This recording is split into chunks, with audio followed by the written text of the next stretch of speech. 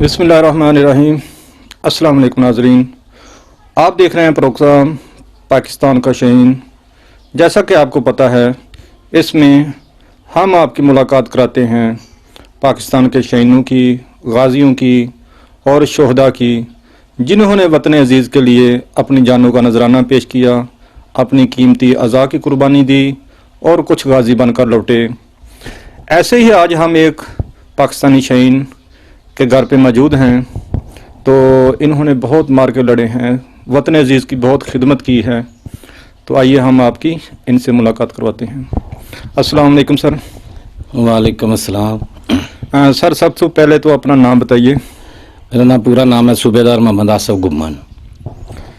सूबेदार साहब, आप किस सन में फ़ौज में भर्ती हुए थे? मैं सन 1988 में सियालकोट कैड में भर्ती हुआ था। तो 88 से लेकर 2018 तक मैंने पाकिस्तान आर्मी में 30 साल का अरसा मैंने सर अंजाम दिया नौकरी। तो इस नौकरी के दौरान मैंने काफ़ी चीज़ें यानी मुश्किलात भी देखी हैं। मुश्किलात तो नहीं कहता हूँ, क्योंकि ये मुल्क की खातर मुश्किलात नहीं होती हैं। मुल्क की खातर यानी कि ये होना ही होता है। जब बंदे के अंदर हुब्बुल वतनी हो तो बंदे को मुश्किलात नज़र नहीं आती हैं। जिस तरह शायर ने क्या खूब कहा है, जान तो दे दी हुई उसी की थी, हक तो ये था कि हक अदा ना हुआ। हमने अपना हक अदा नहीं किया, हम करने की कोशिश करते रहे 30 साल तक कोशिश की है। तो अल्लाह का बड़ा शुक्र है कि दुश्मन को मुंह तोड़ जवाब दिया। दुश्मन को हर जगह पे दुश्मन को पीछे धकेला। सुभान अल्लाह। कश्मीर से लेकर कारगिल से लेकर वाना शुमाली जनूबी वज़ीरिस्तान लेकर तो कैंट में अमन दौर में भी और हंगामी हालात में भी हर दौर में हम साबित कदम रहे। और मैं यही कहता हूँ कि बंदा पाकिस्तानी हो और मुल्क की हिफाजत ना करे तो अफसोस की बात है। मुल्क की खातर जान भी देनी पड़े तो बहुत कम है।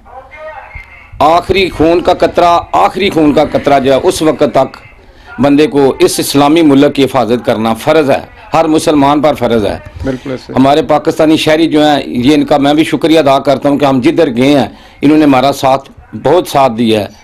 हम आगे हैं, ये हमारे से भी आगे हैं। सही। मैं इनको शाबाश देता हूँ, इनको वेलकम कहता हूँ। ये पाकिस्तानी शहरी हमारे जिंदा दिल शहरी हैं। बिल्कुल बिल्कुल। इनमें कोई शक नहीं है कि इन्होंने किसी जगह पे पीछे हमारे साथ ना दिया हो, हमारे कदम के साथ कदम मिलाकर चले हैं। बिल्कुल। तो इसी वजह से आज पाकिस्तान अल्लाह के हुक्म से कायम दायम है और अपने पाँव पे खड़ा है। आज भी हम दुश्मन को मुंह तोड़ जवाब देने की असलियत रखते हैं और 24 घंटे हम तैयार हैं। माशाल्लाह। मैंने अभी 30 साल नौकरी घर आने के बाद भी अभी भी मैं इस पोजीशन पे हूँ, इस तैयारी में हूँ कि अभी कोई खुदा ना करे कि मुल्क की खातर ज़रा मसा अप डाउन हुआ तो मैं फौरी तौर पे बॉर्डर पे जाकर अपनी फ़ौज के साथ खड़ा हो जाऊँगा। मैंने ये नहीं देखना कि मैं 30 साल नौकरी करके सूबेदार पेंशन आ गया हूँ तो अभी मेरा हक ख़त्म हो गया। मैंने पहले ही कहा है ना कि हक ख़त्म नहीं होता। हक तो जान दे के भी ख़त्म नहीं होता है कि ये अल्लाह ताला की दी हुई नेमत है कि ये पाकिस्तान इस्लामी जमहूरिया पाकिस्तान है। तो ये अल्लाह ताला की बहुत बड़ी नेमत है हमारे लिए। तो इस नेमत का शुक्र अदा करना, इस नेमत की हिफाजत करना, इस नेमत को संभाल के रखना, ये भी अल्लाह ताला ने हमारे ऊपर फर्ज किया है। कि अल्लाह ताला कहता है मैंने तो आपको दे दिया है, तो जो चीज़ कोई दे देता है उसकी हिफाजत करना उसका फर्ज है कि जिसको चीज़ दी जाए। तो ये अल्लाह भी ऐसा जो मदीना सानी है, अल्लाह के मौजों में से एक मौजा है। तो ये जो माशाल्लाह आपके जज्बात है हमारे सुनने वाले सुन रहे हैं। तो सर, आपको यकीन दिलाता हूँ कि हमारे अल्हम्दुलिल्लाह सारे पाकिस्तान का बच्चे के यही जज्बात हैं और अपने वतन अजीज़ पर मर मिटने के लिए हर बंदा अल्हम्दुलिल्लाह बिल्कुल आपकी तरह सर तैयार है। तो पाक फ़ौज अकेली नहीं है नाजरीन। आपने देखा सूबेदार साहब की गुफ्तगू, इंशाअल्लाह हम इनके साथ हैं, हम अपनी फ़ौज के साथ हैं। ये फ़ौज हमारी है अल्हम्दुलिल्लाह, किसी भी जगह पे हम पीछे नहीं हटेंगे।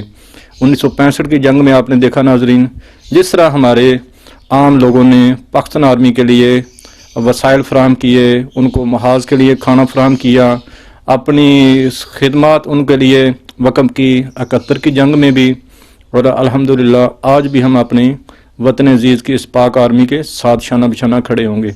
अच्छा सूबेदार साहब, आपसे एक बेसिक सवाल है कि जब आपने अपनी पढ़ाई ख़त्म की, आप माशाल्लाह जट ज़मींदार घराने से तल्लुक़ है, आपकी ज़मीन भी अच्छी खासी है, आपको कोई तनख्वाह का लालच नहीं था, ना ही आप तनख्वाह के लिए आर्मी आपने ज्वाइन की। تو آپ آرام سے گھر میں رہ رہے تھے، پھر آرمی میں کیوں بھرتی ہو گئے آپ؟ میں نے آرمی کو صرف ٹوٹل اس لیے جوائن کیا تھا کہ میں نے پاکستان کی حفاظت کرنی ہے. تنخواہ تو ہر ایک قانون کے مطابق ملتی ہے. تنخواہ کی میں نے نہیں سوچی تھی کہ مجھے تنخواہ ملے گی. میں نے ایک مجاہدانہ زندگی گزارنے کے لیے میں نے سوچا کہ چلو اللہ تعالیٰ، وہ میں پہلے شعر سنایا نا، جان تو دے دی اسی کی تھی، حق تو یہ تھا کہ حق ادا نہ ہوا. اللہ تعالیٰ کی جان ہے، اس نے لینی ہے. تو میں نے کہا یہ تو ویسے بھی بندے نے بستر پہ بھی مرنا ہے، تو اگر اس اسلامی ملک کی حفاظت کرتے ہوئے بندہ شہید ہو جائے تو کیا بات ہے. تو میں نے اس نظریے کے مد نظر رکھتے ہوئے میں نے کہا کہ چلو زندگی بھی گزرتی ہے تو اچھے طریقے سے گزرے. ایک مجاہدانہ زندگی ایک عام زندگی میں بڑا فرق ہے. جس طرح ابھی میں کہتا ہوں کہ یہ تو میری سٹوری ہے، میرا ایک بھائی بھی تھا، بھتیجا میرا لگتا تھا، وہ بھی حوالدار آصف تھا. میں صوبیدار آصف ہوں، وہ حوالدار آصف تھا. تو اللہ تعالیٰ نے اس کو ایسا مقام دیا ہے کہ ہم اس مقام کو ترستے 30 سال کی نوکری کر کے گھر آ گئے. ہم سوچتے ہیں کہ ہماری قسمت میں شہادت کیوں نہیں ہوئی ہے. میں خود سوچتا ہوں، کیونکہ میں نے کشمیر وار لڑی ہے، کارگل وار لڑی ہے، شمالی جنوبی وزیرستان لڑی ہے، رد الفساد، ضرب عذب، یہ سارے آپریشن میں نے کیے ہیں. تو وہ میرا بھتیجا، وہ اللہ کا لاکھ شکر ہے کہ وہ ایسی شہادت پا گیا کہ پیچھے ماں باپ کو بھی زندگی سنوار گیا، اپنی بھی زندگی سنوار گیا. تو بالکل ینگ تھا، بالکل ینگ. اور یقین کرو کہ ہمارے قبرستان میں جب میں جاتا ہوں تو سب سے پہلے یہی بولتا ہوں، دعا کے لیے جاتا ہوں، مائی باپ کی قبر پہ جاتا ہوں، بہن بھائی ہیں. تو جب میں داخل ہوتا ہوں تو میں کہتا ہوں یا اللہ اس شہید کے صدقے ان کو بھی بخش دے. سبحان اللہ. ناظرین، یہ صوبیدار صاحب کی جو ابھی جذبے بری بات سن کے میرے ذہن میں ایک بات آئی. حضرت خالد بن ولید رضی اللہ تعالیٰ عنہ، سپہ سالار، ان کا ایک مشہور فقرہ ہے. وہ کہتے ہیں دنیا کے بزدلوں کو پیغام دے دو کہ موت میدان جنگ میں نہیں ہے. اگر موت میدان جنگ میں ملتی تو خالد بن ولید آج بستر پر ایڑیاں رگڑ کر فوت نہ ہو رہے ہوتے. تو ناظرین، یہ صوبیدار صاحب نے جو جذبہ آپ نے دیکھا سنا، تو بے شک وہ آصف جو جن کا ذکر کر رہے تھے، ان کا کوئی عزیز ہے شہید ہو گئے آرمی میں، ان کے حسد ہے کہ وہ شہید ہو گئے تو اللہ نے میرے حصے میں مقام شہادت نہیں لکھا. تو صوبیدار صاحب، یہ یقیناً غازی یا شہید اللہ کے ہاں درجے دونوں عظیم درجے ہیں. تو دونوں میں اللہ آپ کو کامیابی و کامرانی دیں گے، درجات اسی کے ہیں.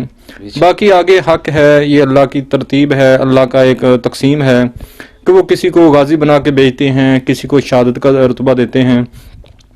اچھا صوبیدار صاحب، یہ آپ نے جو 3 محاذ بتائے جہاں پہ آپ رہے ہیں، تو کچھ اس حوالے سے ہمارے ساتھ یادیں شیئر کیجیے کہ کشمیر میں آپ نے کیا کیا مارکے کیے، وہاں آپ کو کیا کیا چیلنجز درپیش تھے. کشمیر میں جب ہم گئے 1993 اور 94 میں، تو ادھر حالات بہت زیادہ خراب تھے. ایل او سی پہ 24 گھنٹے فائر ہوتا تھا. تو میں ماٹر جے سی او تھا، ہماری جو بڑی گنیں ہوتی ہیں انفینٹری بٹالین میں، اس کا کمانڈر تھا. تو مجھے جو کرنل صاحب جو ٹاسک دیتے تھے وہ میں پورا کرتا تھا. اللہ کے حکم سے مجھے نہیں پتا کہ میں نے کتنے سکھ کتنے ہندو مارے ہیں، گنتی سے باہر ہے. کیونکہ جب مارٹر کا ایک گولہ فائر ہوتا ہے 10 15 12 پوسٹ بھی تباہ ہو سکتی ہے. اور ہوتی رہی، آنکھوں سے دیکھا ہے کہ ایک دفعہ والی بال گراؤنڈ میں کھیل رہے تھے تو انہوں نے ہماری پوسٹ پہ فائر کیا، ہمارا ایک لڑکا زخمی ہوا. تو مجھے آرڈر ملا کہ جو ہے گمن صاحب اس پہ نا پوسٹ پہ فائر کرو جدھر یہ والی بال کھیل رہے ہیں. تو ہم نے اس گراؤنڈ میں فائر کیا اور پہلا گولہ میرا گراؤنڈ میں جا کے ہٹ ہوا. تو وہ پیچھے ڈیو برگیڈ کور تک جو ہے نا وہ شور پڑ گیا تھا کہ یار کیا بات ہے کہ ہمیں وہ کمانڈر چاہیے جس نے یہ فائر کروایا ہے. تو پھر بریگیڈیئر افرین صاحب جو گئے ادھر جا کے انہوں نے مجھے پھر انعام دیا، مجھے انہوں نے انعام کے طور پہ چھٹی بھی دی. ماشاءاللہ. تو وہ اس طرح کے واقعات ہوتے رہے لگاتار، کیونکہ وہ اس وقت کوئی کنٹرول نہیں تھا. تو کنٹرول تو ابھی بھی نہیں ہے، دشمن پنگے بازی کرتا رہتا ہے. تو اس پنگے بازی کے لیے ہم 24 گھنٹے تیار ہیں اور تیار رہے اور تیار ہیں اور تیار رہیں گے. یہ کسی جگہ پہ وقفہ نہیں ہم چھوڑیں گے کہ ہم تیار نہیں ہیں. انشاءاللہ ہم 24 گھنٹے اس دشمن کو منہ توڑ جواب دینے کے لیے بھرپور طاقت سے تیار ہیں. جی ناظرین، صوبیدار صاحب کی تیاری کی آپ نے بات سنی، تو یقیناً پاک فوج ہر دم تیار ہے. اس کا ثبوت 2 دلیلیں ناظرین میں آپ کو دوں گا. ایک یاد ہے آپ کو 65 کی جنگ میں جب بزدل دشمن نے لاہور ناشتے کی خواہش کا اظہار کیا اور ان کو یہ تھا کہ وطن عزیز پاکستان کے رکھوالے गफलत की नींद सोए होंगे, लेकिन आज भी वो चाय पीना भूल गए। आज तक उन्होंने चाय नहीं दोबारा मांगी, ना पी। जो लाहौर चाय पीने के ख्वाहिशमंद थे, ये वतन अजीज़ के रखवाले जाग रहे थे, तब भी उनके दांत खट्टे किए, उनके नापाक अज़ाइम को खाक में मिलाया। और फिर नाज़रीन, अभी ये थोड़ी देर पहले आपको वाक़या याद है अभिनंदन वाला, वो भी क्या कहते हैं सर्जिकल स्ट्राइक करने आया था, तो वो भी पाकिस्तान की चाय हमने खुद उसको पिलाई, वो पी नहीं सका, हमने उसको पिलाई मेहमान समझ के।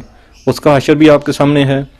तो इंशाल्लाह जब भी दुश्मन वतन अजीज़ मेरी आंख से देखेगा, उसको ऐसा ही इंशाल्लाह जवाब मिलेगा। गाजी साहब, आप कारगिल के हवाले से भी बात कर रहे थे। तो कारगिल एक बड़ी जंग हुई, बड़ा वो 5-6 महीने चली। तो वहाँ हमारे नाज़रीन को बताइए कि कारगिल में एक्चुअली हुआ क्या था, और वहाँ कुछ मार्के की तफसील हमारे साथ शेयर कीजिए। कारगिल की जब जंग शुरू हुई है तो उस वक्त हमारी यूनिट लाहौर में थी। अच्छा। तो मैं अचानक रात को ऑर्डर मिला कि आपकी पोस्टिंग कारगिल हो गई है, कारगिल के हालात ख़राब हो गए हैं।